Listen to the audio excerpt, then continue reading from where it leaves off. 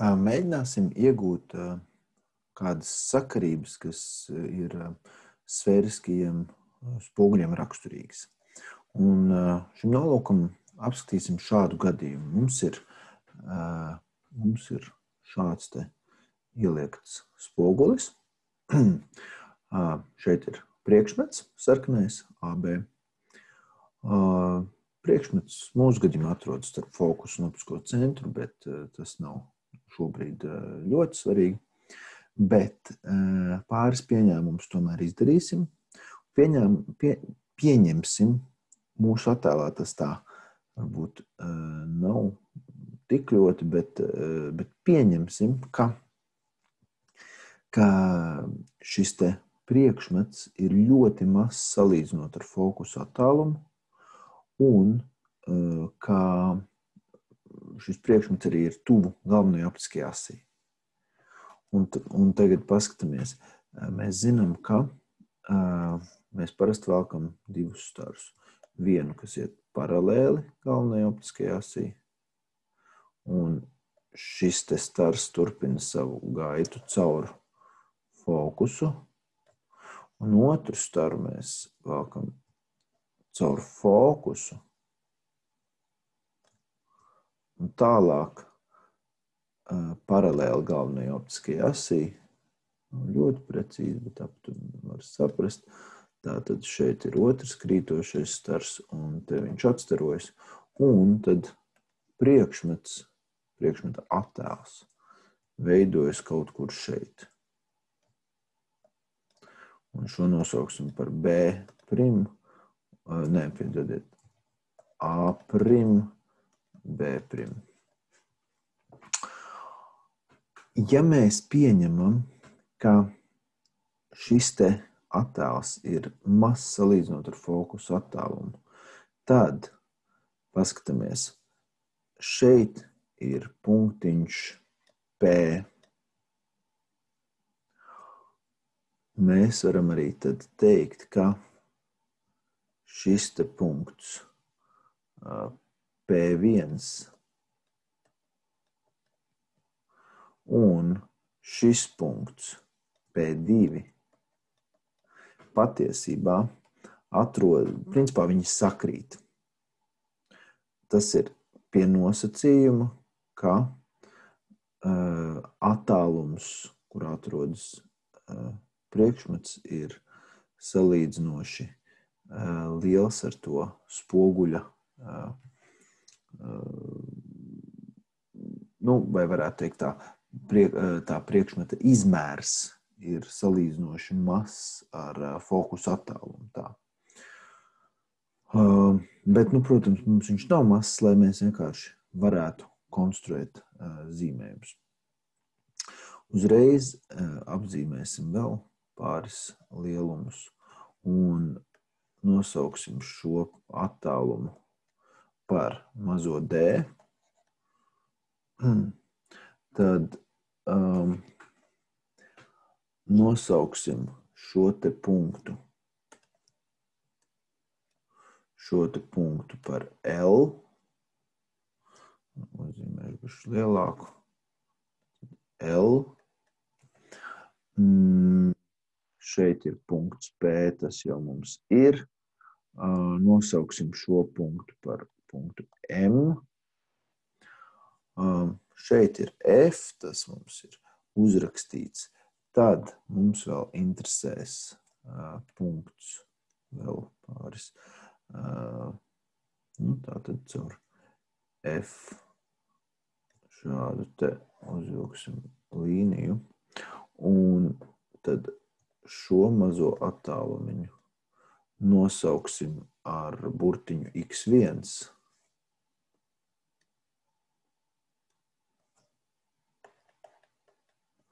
Šeit ir D, te ir X1, un šo attālumu, tūlītās parādīšu, kuru, tātad no fokusa līdz punktam, kur veidojas attēls, tātad šo te attālumiņu nosauksim par X2.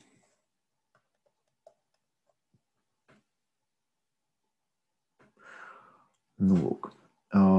Pirmkārt, mēs varam pateikt, ka P, P1 un P2 sakrīt.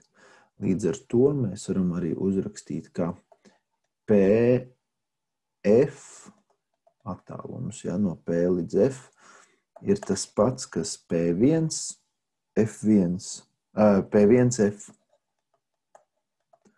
Un tas ir tas pats, kas P2F.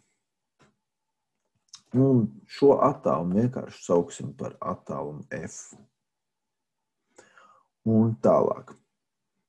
No līdzīgiem trīsstūriem A, F, B un FMP, tātad mums šeit ir līdzīgi trīsstūri. Tātad vēlreiz A, F, B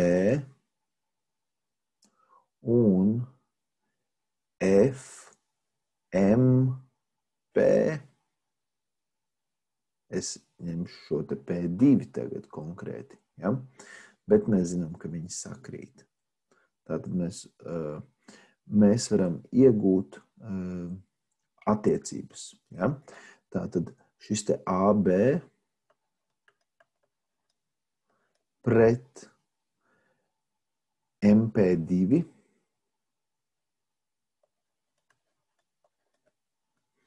AB pret MP2 attiecas tāpat kā X1 pret F. X1 ir šis te attālums un F ir P2F, ja? Bet mēs viņu nosaucam par vienkārši F. Tātad šo mēs izmantosim diezgan svarīgi, bet uzreiz no līdzīgiem trīsstūriem F, A1, B1, tātad F, A1, B' un F, tātad F, P1, L, tad mums šeit ir līdzīgi trīsstūri, šis un šis. No šiem mēs varam uzrakstīt, ka A', B' pret LP1 ir, šī attiecība ir tāda pati kā X2 pret F. Tātad paskatāmies, šis pret šo malu, tātad te trīsstūrīts un te trīsstūrīts. A', B' pret LP1, šo te, šis pret šo, ir tāpat kā X2. Tātad šis ir tas X2.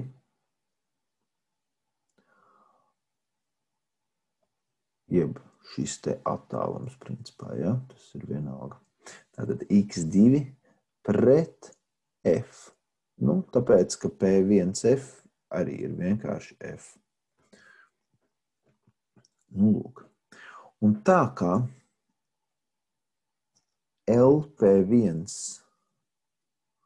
tātad uzrakstīsim šeit, novilkšu tādu līniju, tā kā LP1 ir AB, pastamies, mēs zinām, ka LP1 ir tāds pats kā AB, un MP2 ir tas pats, kas A', B'. Skatāmies, tātad MP2 ir tas pats, kas A', B'. Tad mēs varam uzrakstīt, ka arī A', B' pret AB ir vienāds ar x2 pret f. Tātad, principā, mēs aizstājam LP1. Mēs aizstājam ar AB. Tad mēs varam pateikt, ka A' B' pret AB. Tad šo te ideju mēs ieliekam šeit. Mēs uzrakstam šādu ideju. Un mēs varam arī uzrakstīt, ka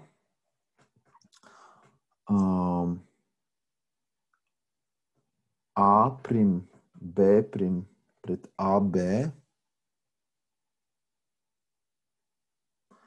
A' B' pret AB, paskatāmies, ir tas pats, kas F pret X1. Tātad mēs šeit to MP2 aizstājam ar A'. Tātad šo mēs ieliekam šeit ideju un apgriežam otrādāk. Un tātad es apvilkšu, kuras divas vienādojumus mums tagad, kuras divas attiecības mums tagad interesēs. Šī un šī attiecība mums interesē.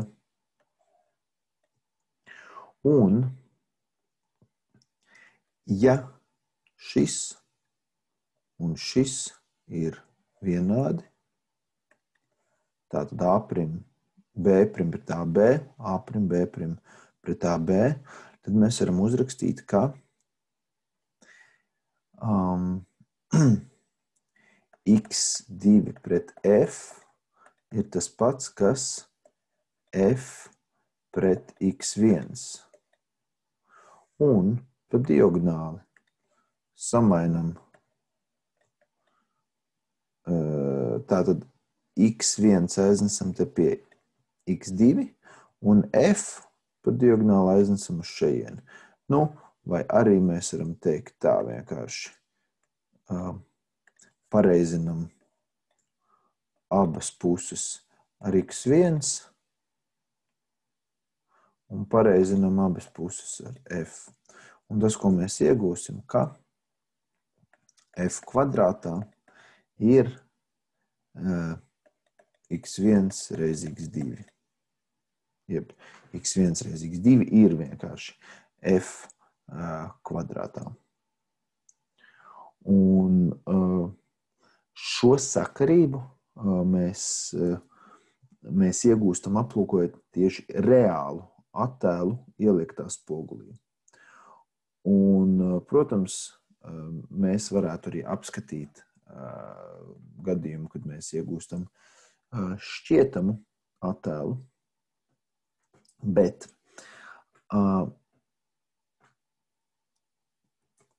paturpināsim tieši no šī gadījuma šobrīd.